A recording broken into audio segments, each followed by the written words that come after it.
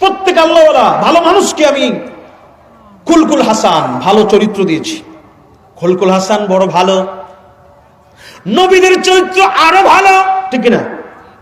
এটার নাম হলো খুলকুল কারীম। নবী গো, ওয়া ইন্নাকা লাআলা খুলকিন আযীম, আমি আপনাকে খুলকুল কারীম নয়, খুলকুল হাসান নয়, আমি আপনাকে খুলকুল আযীম মানে মহা চরিত্র দিয়েছি। উচ্চ আওয়াজে বলেন আল্লাহু আকবার। কোন নবীকে দেয় নাই, আমার নবীকে দেওয়া হয়েছে খুলকুল আযীম, অন্য নবীকে খুলকুল কারীম, আমাদের আল্লাহওয়ালাদেরকে খুলকুল হাসান। ও মুসলমান, এমনি করে আমার নবীকে বানানো হয়েছে। নবী গো, আপনি হলেন মুস্তাফা, কোন নবী মুস্তাফা নয়। আপনি হলেন রাহমাতুল লিল আলামিন নবী, কোন নবী জগৎ সমূহের জন্য রহমত হতে পারে না। সুবহানাল্লাহ বলেন। এজন্য নবীর অনেক শান, অনেক মান। কোন নবী আমার নবীর মতো হতে পারে না, মানুষ তো দূরের কথা। যদি অনেকে বলে ওমা মুহাম্মাদুন ইল্লা রাসূল, নবী তো মুহাম্মদ তো রাসূল ছাড়া কিছু না, কথা তো ঠিক। এটা দ্বারা কি বুঝাতে চায়? বুঝাতে চায় উনি খালি রাসূল আর কিছু না। এরকম তো কত রাসূল আর হইছে বাবা। আরেক জায়গায় দেখো আল্লাহ কি বললো, ওইটা তো বুঝতে হবে। তিলকার রাসূল ফাদ্দালনা বা'দুহুম আলা বা'দ, আমার আল্লাহ বলে এক রাসূল থেকে আরেক রাসূলের মর্যাদা আমি আল্লাহ বাড়ায় দিয়েছি। সুতরাং কোন রাসূল অনেক রাসূলের সাথে ক্লাসিফিকেশন আছে, সব রাসূল এক সমান নয়, বরং সব রাসূলের মধ্যে আবার 7 জন বা 4 জন রাসূল আছেন যাদেরকে উলুল আজম বলা হয়। যেমন নবীদের মধ্যে সবাই রাসূল না, নবীদের থেকে আরো দামি হলো রাসূল, রাসূলদের থেকে আরো দামি হলো উলুল আজম, উলুল আজম থেকে আরো দামি হলো খলিলুল্লাহ, খলিলুল্লাহর থেকে আরো দামি হলো হাবিবুল্লাহ। আল্লাহু আকবার বলেন। কষ্ট হচ্ছে আপনাদের?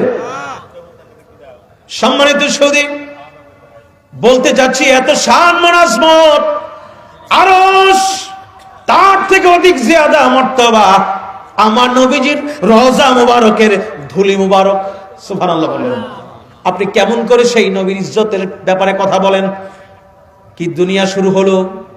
নবীর আজমত নিয়ে নবীর শানে ব্যাঘাত হয় এমন কথা মোল্লা মৌলবীরা পর্যন্ত বলতে দ্বিধা করে না, এমন আছে না নাই? আল্লাহর শানে করছে, হেবেড়ে মূর্খ হইলে হেবেড়ে গ্রেফতার করে, আল্লাহর শানে বেয়াদবি করছে, এটা খারাপ জিনিস। আল্লাহর শানে নবীর শানে বেয়াদবি করছে, এটা খারাপ জিনিস না? হেবেড়ে গ্রেফতার কেন করেন না? কথা বলেন ঠিক কিনা? সবটাই করতে হবে। আদা বিচার করবো, আদা করবো না, এটা তো ইনসাফ হলো না। কথা বলেন ঠিক কিনা?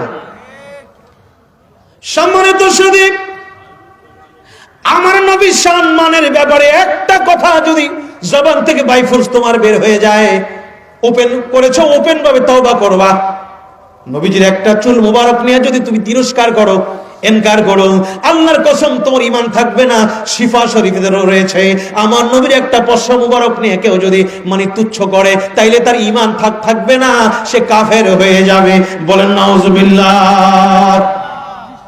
কথা বুঝতে পেরেছেন? এবার আসেন নবীজিকে কেমন করে ভালোবাসতেন সাহাবা একরাম। এই চুলের কথা যত আসছে, এই চুল মুবারকের কথাটা আমি একটু বলি। সম্মানিত হাজিরিন, নবীজির সাহাবা আনাস রাদিয়াল্লাহু আনহুর কাছে থেকে চুল মুবারক পেয়েছেন অনেকে। ইবনে সিরিন রাহমাতুল্লাহ আলাইহি বলেছেন, এটি বুখারী শরীফে এসেছে। উনি বললেন, আমি আনাস রাদিয়াল্লাহু আনহু অথবা তার পরিবার থেকে আমার নবীজির চুল মুবারক লাভ করে ধন্য হয়েছে। উনি বললেন, দুনিয়ার সব কিছু আমার কাছে একদিকে, আমার নবীজির চুল মুবারক এটা আরেক দিকে। সুবহানাল্লাহ।